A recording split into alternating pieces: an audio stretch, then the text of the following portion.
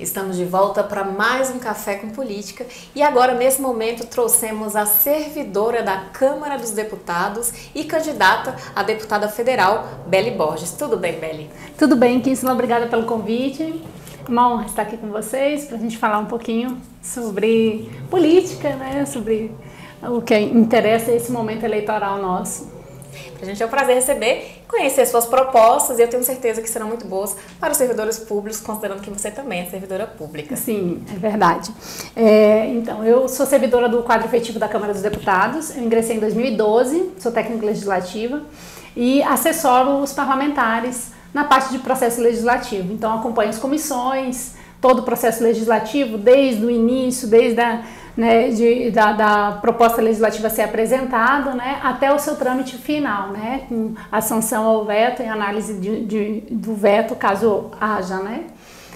Então, assessoro a parte de comissões. Na Câmara dos Deputados nós temos 25 comissões permanentes, então são muitas comissões permanentes, fora as especiais, as mistas, em que você tem também o Senado envolvido. Então, toda essa parte de processo legislativo, né, que é fundamental dentro da atividade do parlamentar, né, desde da gênese da lei até a sua finalização, é muito importante. Então, candidata, como trazer essa visão técnica do serviço público, que é importantíssima, inclusive, para os trabalhos na Câmara, para a parte política, que também é importantíssima para o funcionamento da sociedade e para as questões que envolvem a sociedade brasileira? Então, eu acredito que a Câmara dos Deputados é um órgão que tem pessoas extremamente capacitadas, a Câmara dos Deputados, o Senado, o TCU. Então, o Legislativo tem um dos melhores quadros de servidores públicos do Estado, né? Então, nós temos um quadro muito diversificado, com diversas formações. Eu sou graduada em Direito pela UNB, tenho especialização em processo legislativo, né? E na Câmara dos Deputados também toda uma formação voltada para a parte de tramitação de processos, né? Então, curso de legística de processo legislativo em si, todos, desde medidas provisórias, comissões, plenário. Nós temos quadros excelentes. O nosso SGM, por exemplo, extremamente qualificado, né? Então, e eu acredito que falta ter pessoas do nosso quadro também dentro, como parlamentares, né? Porque nós temos um quadro extremamente capacitado que é subaproveitado. A gente assessora parlamentares, assessora em toda a parte de formação da lei, né? Mas não temos tantos eleitos dentro desse nosso meio, né? Seja Câmara dos Deputados, Senado, TCU. É a segunda vez que eu concorro. Em 2018 eu já fui candidata. Eu fiz 15.501 votos e poucas pessoas souberam na Câmara que eu fui candidata, né? Então eu tive uma votação expressiva, eu gastei em torno de R$30 mil na minha campanha e tive um resultado expressivo de 15.501 votos, né? Então agora eu venho pelo PL, uma legenda muito forte, eu acredito que a gente consegue fazer algumas cadeiras para deputado federal e eu estou nessa luta para a gente conseguir, com o viés que a gente defende dentro do Partido Liberal, né? Avançar e ter mais cadeiras, né, eleitas, ser uma das nossas representantes lá dentro do nosso quadro efetivo, né? Perfeito. Candidata, tem pautas que são muito caras aos servidores públicos, entre elas a questão da recomposição salarial dos servidores e também a questão da abertura de diálogo entre os servidores e o governo. Como você, se eleita deputada federal, poderá contribuir com esses debates? Então, dentro da parte desse tema de recomposição salarial, é fundamental entender todo o processo que a gente teve de desvalorização, de renda de todo o povo brasileiro, né? Então, nós estamos num momento de crise, nós passamos por dificuldades muito grandes, né? O servidor público, ele tem uma vantagem em relação ao servidor da iniciativa privada, que é a questão da estabilidade financeira, né? Nós não podemos negar isso. Enquanto o resto do país, muitas pessoas sofreram muito com a perda de postos de trabalho, com desemprego, né? Então temos um momento muito delicado, né? E a questão da recomposição, acho que já estava na pauta de orçamento, né, para ser aprovado, e agora acho que vai ser votado, né, dentro desse período, acho que até o final do ano deve ser votada essa questão da recomposição salarial, que não é aumento, né, recompor o valor, né, que foi o que foi acordado dentro da LOA, né, dentro da lei orçamentária, né.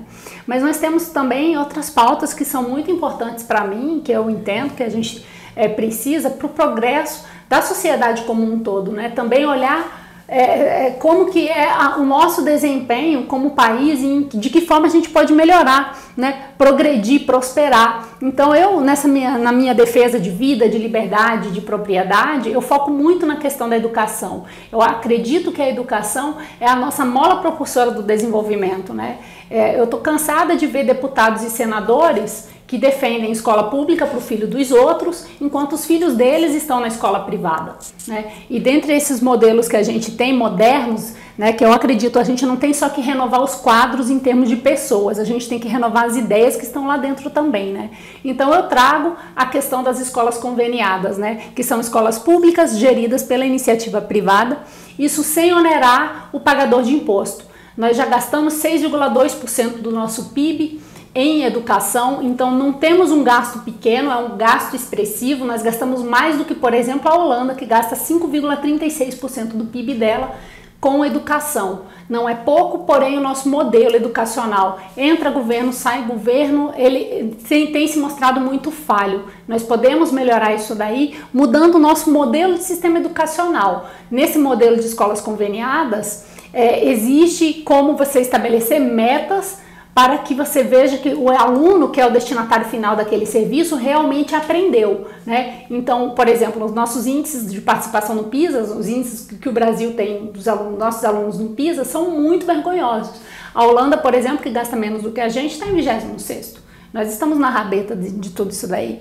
Você tem Hong Kong, que gasta 3,8%, né? Macau, que também gasta muito pouco, menos de 5% no orçamento deles. E, no entanto, estão em terceiro e em quarto lugar no PISA, né? Então, o que eles fazem de diferente? Está na hora da gente pensar também. E eu acho que o servidor público lá da Câmara, que se prepara, que é qualificado, ele tem condições de propor inovações dentro do nosso legislativo brasileiro, com ideias que funcionam, que já foram testadas lá fora, que dão certo, né?